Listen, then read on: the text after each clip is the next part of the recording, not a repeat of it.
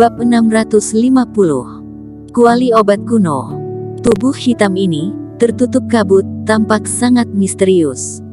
Dia melambaikan tangannya dan menggabungkan bayangan hitam itu ke dalam tubuhnya.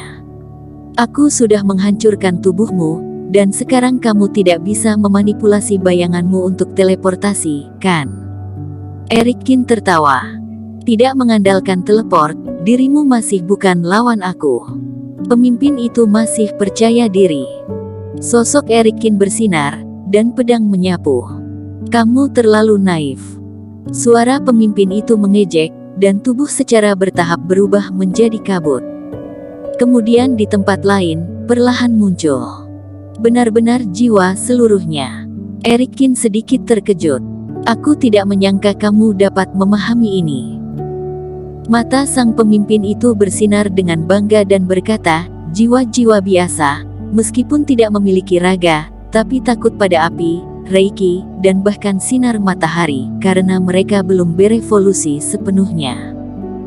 Tetapi diriku adalah jiwa seluruhnya, kebal terhadap semua metode di atas. Jadi, kamu tidak bisa membunuhku, tapi aku bisa membunuhmu. Aku selalu bisa mengikuti kamu seperti hantu, sehingga kamu tidak akan pernah damai. Suara pemimpin itu dingin, dia bukannya tak ada keahlian.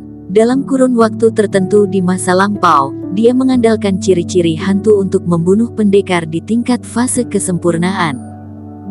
Yang kamu bilang itu cukup menakutkan, tapi sayang sekali kamu bertemu denganku. Erikin tersenyum dan berkata, aku yang terbaik dalam menangani hantu tak jelas sepertimu. Dengan itu, Erikin mengeluarkan sesuatu. Barang ini benar-benar dapat melawan pihak lain.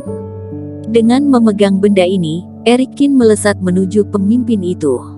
Haha, apapun yang kamu lakukan, kamu tidak bisa menyerangku. Pemimpin itu tertawa, dan tubuhnya menyebar lagi. Tapi saat ini, plak. Suara sebuah cambuk tajam bergema di dalam gua. Pemimpin itu menjerit, dan tubuh yang semula berserakan, dikumpulkan kembali secara paksa. Dia merasakan sakit yang tajam, itu sakit seperti menarik jiwa. Sejak dia berubah menjadi jiwa seluruhnya, tidak ada yang membuatnya merasakan sakit. Barang apa itu? Pemimpin itu terkejut. Cambuk iblis. Tampaknya cocok digunakan untuk memukulimu. Erikin mencibir dan melemparkan cambuk lagi. Pemimpin itu menghindar dengan tergesa-gesa. Namun, cambuk itu sepertinya terus mengikuti. Meskipun pemimpin itu berusaha sekuat tenaga untuk menghindar, dia masih ditarik oleh cambuk. Jeritan tidak ada habisnya, tubuh pemimpin itu menjadi semakin lemah, dan kabut di luar tubuhnya hampir menghilang. Grome sangat ketakutan sehingga mentalnya hampir tak tahan lagi. Dalam hatinya, Tuan, yang berada jauh di atasnya, berubah menjadi seperti kelinci yang panik, berlari karena dicambuk oleh Erikin. Apakah Erikin ini manusia atau dewa? Jika ada cara lagi, segera keluarkan, jika tidak kamu akan dipukuli sampai mati olehku. Erikin membalas kata-kata pemimpin itu di hadapannya. Dia samar-samar merasa bahwa pihak lain masih belum mengeluarkan seluruh jurusnya. Dan dia menemukan bahwa cambuk iblis ini telah menjadi lebih kuat sejak menjadi sempurna. Sebelumnya kultivasinya rendah, dia dapat merasa sakit. Namun, sekarang, pemimpinnya ini sudah sampai ke tingkat fase kesempurnaan, dan bahkan setelah beberapa cambukan, dia langsung merasa putus asa. Junior, kamu tunggu saja. Kabut di luar tubuh utama patung hampir musnah. Dia berteriak dengan getir. Tubuh itu berakselerasi tiba-tiba dan melarikan diri ke kedalaman gua. Erikin menggunakan jurus penyingkat jarak dan terus mengejar ketertinggalan. Saat keduanya terus mengejar, gua menjadi semakin gelap. Pada akhirnya, dia bahkan tidak bisa melihat jari-jarinya. Kerohanian Erikin juga terhalang seluruhnya, bahkan jika itu benar-benar dikeluarkan, dia hanya bisa mengamati jarak beberapa meter saja. hanya mengandalkan cahaya pemimpin yang ada di depan untuk mengejar posisinya. Lalu tibalah dia di suatu tempat. Cahaya dari pemimpin ini tiba-tiba menghilang. Erikin juga merasakan ada yang tidak beres dan berhenti tiba-tiba. Kerohanian di sekitar, semua terputus. Dia sepertinya telah datang ke tempat yang sangat aneh. Hahaha. Seolah dari jarak yang sangat jauh, suara pemimpin itu bergema. Erikin, lihat di mana kamu sekarang. Erikin mengerutkan kening dan kerohanian melepaskan ke seluruh arah. Kali ini, dia akhirnya merasa ada yang tidak beres. Kerohanian sebelumnya sangat dibatasi, tapi kali ini, ia menyapu jarak jauh tanpa hambatan.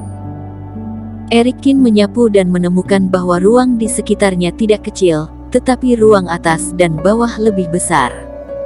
Sepertinya itu adalah sebuah wadah. Kamu tak dapat menduga bukan, sedang berada di wadah surga milikku. Saat aku membuat api besar, kamu akan aku memurnikan dan menjadi pil mujarab roh. Suara tawa pemimpin itu bergema di ruang ini. Setelah itu, Erikin merasakan suhu di sekitarnya mulai naik. Sepertinya kamu benar-benar terkunci di kuali pembuat obat. Iblis Fu, yang jarang berbicara, tiba-tiba berkata, kamu terlalu sial, bagaimana bisa kamu menghadapi hal semacam ini? Apa yang terjadi? Bagaimana mungkin tubuhku bisa sampai di sini, dan dalam kuali obat ini begitu kecil, tapi kuali ini malah begitu besar? Erikin tidak dapat mempercayainya. Kuali obat jenis ini adalah harta karun kuno, dan ada alam semesta di dalamnya. Di zaman kuno, kuali jenis ini dapat melahap sungai untuk dimurnikan. Sangat besar bukan? Kata Iblis Fu tak berdaya. Dan aku curiga gua ini adalah sebagian kecil dari kuali obat itu. Kuali obat ini bisa memurnikan dengan pegunungan dan sungai. Erikin menarik napas dalam. Memurnikan obat dengan bahan yang begitu banyak, entah kekuatan luar biasa apa yang akan dihasilkan. Kamu hanya bisa mengatakan bahwa kamu terlalu sial.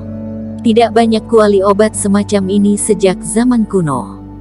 Siapa yang bisa membayangkan bahwa harta karun seperti itu bisa dimiliki oleh seseorang yang berpura-pura menjadi hantu? Aku benar-benar akan disempurnakan menjadi pil mujarab. Erikin mengerutkan kening. Itu mungkin, tapi kemungkinan terbesar adalah kamu akan langsung menjadi abu. Iblis Fu tersenyum gembira. Kamu masih bisa tertawa. Erikin memutar matanya. Kalau aku mati, bukankah kamu juga mati? Uhuk, uhuk. Iblis Fu tersedak dan batuk beberapa kali. Ini sepertinya benar juga.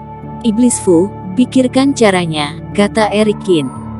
Dia merasakan suhu di sekitarnya semakin tinggi. Dia juga tak pernah melihat barang antik seperti ini, tetapi Iblis Fu seharusnya memiliki pengalaman yang banyak. Tentunya ada jalannya. Temukan tempat terlemah dari kuali ini, hancurkan, dan kamu bisa kabur. Kata Iblis Fu. Baiklah. Erikin menghela napas, percuma saja kalau terus mengeluh karena bertemu hal sial. Sekarang dia hanya dapat melakukan apa yang Iblis Fu katakan.